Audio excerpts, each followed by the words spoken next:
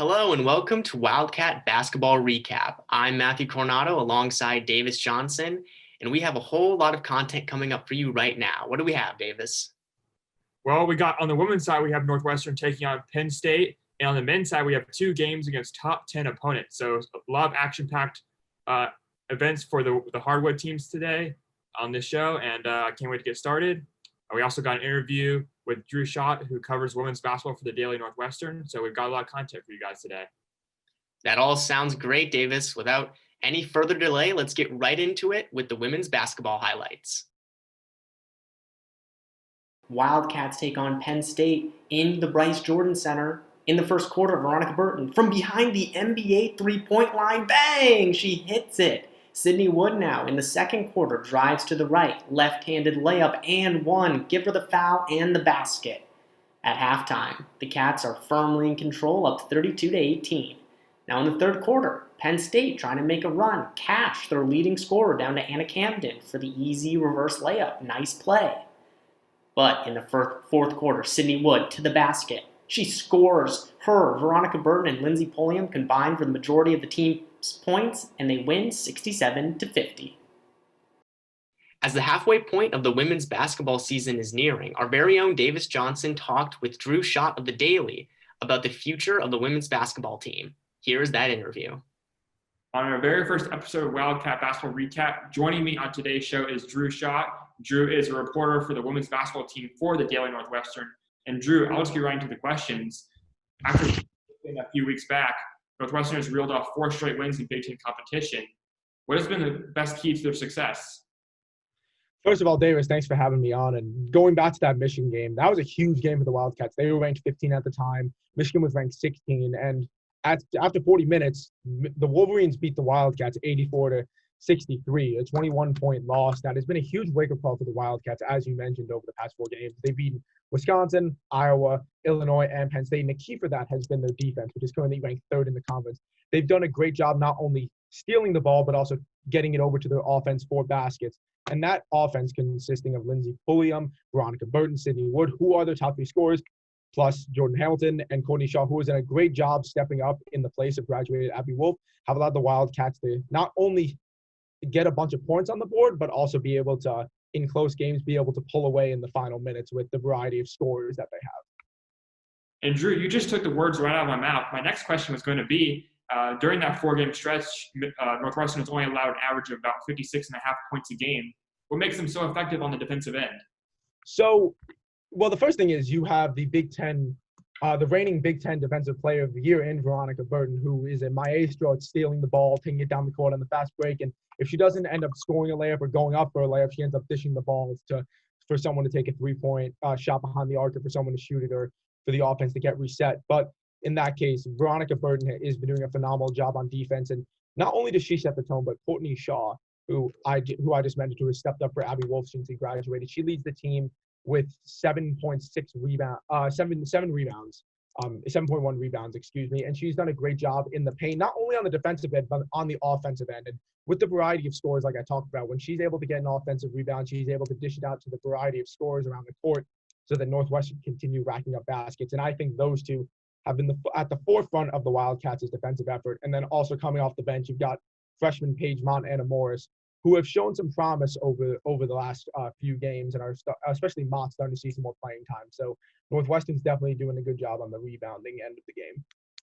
And Drew, final question for you. Obviously, it's been a weird, unexpected, eventful season for obvious reasons, but we're nearing the halfway point of Big Ten play, I should say. Based on what we've seen so far, what are some realistic expectations for Northwestern women's basketball and fans? See, if we were talking about this last year, it'd be completely different. I mean, Northwestern last year had an unbelievable year. They finished number 11 in the country before the NCAA tournament was canceled by COVID. They win their first Big Ten regular season title in 30 years. And then they end up shockingly losing to Michigan in the Big Ten tournament quarterfinals. But looking back to this year, including the Wolverines, who are currently ranked number 11, you have number 7 Maryland, number 17 Ohio State, and number 16 Indiana. And Indiana and Maryland, along with Northwestern, are considered Big Ten preseason favorites. So the Big Ten is definitely deeper this year than it was last year. And epitomized by the Cats' loss to Michigan by 21 points, it raises questions are the Cats the same team as they were last year? They did lose, as I mentioned, to Abby Wolf, who was one of the team's top rebounders and paint and players in the paint. And then they also lost to Abby Scheid, their power forward, who led the nation in three-point percentage. And so losing those two have allowed players such as Jordan Hamilton and Courtney Shaw to step up. But the question is though those two players, as well as the pieces that they already have returning, can they be able to keep up with these top teams in the Big Ten and prove that the Michigan game was not just a one-off? And left on the schedule, the Wildcats do play those three teams. So it is going to be interesting to see. And I think the Wildcats' performance in those games are going to decide whether they are just a middle-of-the-pack Big Ten team or whether they deserve to remain at the top echelon of the conference and compete for the second straight conference title. It'll definitely be interesting to see how the Lady Cats fare as we wind down the season and get towards the end of Big Ten play. Drew, I want to thank you for joining us on the show today. For more of Drew's work, you can go to the Daily Northwestern, where he writes a lot for the women's basketball team and for a lot of other sports for the Daily Northwestern. So, Drew, thank you for coming on. And Appreciate it, Davis. Interview, we're going to check out some men's highlights. So, stick around for that. Looking to snap its 5-game winning streak, the Northwestern Wildcats take on the number 5 Iowa Hawkeyes at Welsh Ryan Arena on primetime CBS. We'll start off with a little boo-booey action here as Nance hands the ball to boo-booey. He takes a deep three, bombs away for the sophomore point guard as Northwestern tries to keep up with Iowa in the early minutes. Now Nance, another skip past the opposite corner. Miller Kopp pulls up, mid-range jumper, good to go. And let's get more boo-booey action here. Little pick and roll set by Nance. Boo-booey fires away again. Nothing but net for the point guard. He is on fire, and that's good to see after a 4-game slide for the point guard. Now Chase Audige, a little step back, a little crossover. That's silky smooth. Northwestern trying to keep pace with Iowa, but Iowa would go into halftime with a 12-point lead thanks to Luca Garza, who ended up with 17 points on the game, one of the best players in college basketball. And the second half was all Hawkeyes, ladies and gentlemen. Here, a little scrabble for the rebound. End up kicking out to Frederick, who's wide open for 3. He's got a sweet release. Iowa's got a team full of shooters, and they showed the entire game, shooting over 50% from the field and from 3. And here, a block by Keegan Murray, a layup alley-oop by Joe Wieskamp, and this one just wasn't really close in the second half. But we'll end on a cool little running hook shot by Pete Nance. But ultimately, Iowa was too much in this one. They showed why they're the 5th-ranked team in the country. They win 96-73. After that tough loss to Iowa on the road, Northwestern looks to rebound against the 10th-ranked Wisconsin Badgers, looking to snap a 5-game losing streak in Big Ten play. Here we go, early first half with Northwestern hanging tough with the Badgers, and Miller Kopp puts the ball on the floor, drives the lane, and gets a layup to go. Miller Kopp, usually a 3-point shooter, but showing good ball skills right there. And Wisconsin passing the ball around the top key. Brad Davidson, look at the range for the Wisconsin sharpshooter. Wisconsin would start 5 of 7 from deep in this game. Here, nice defensive play by Chase Audige, stealing the ball at the top of the key, driving coast to coast for the layup. Northwestern trying to hang tough with these really good Wisconsin Badgers. And here, Boo-Booey skip pass to the corner. Chase Audige, a triple plus the foul. He would lead all Northwestern scorers with 16 points.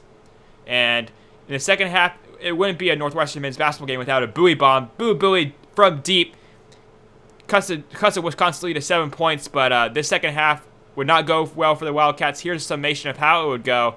Demetric Trice out-hustles Robbie Barron, and Grant Wall drills a 3. He would have a career-high 14 points. And let's end on something pretty cool. A Chase Audige step-back 3, nothing but net.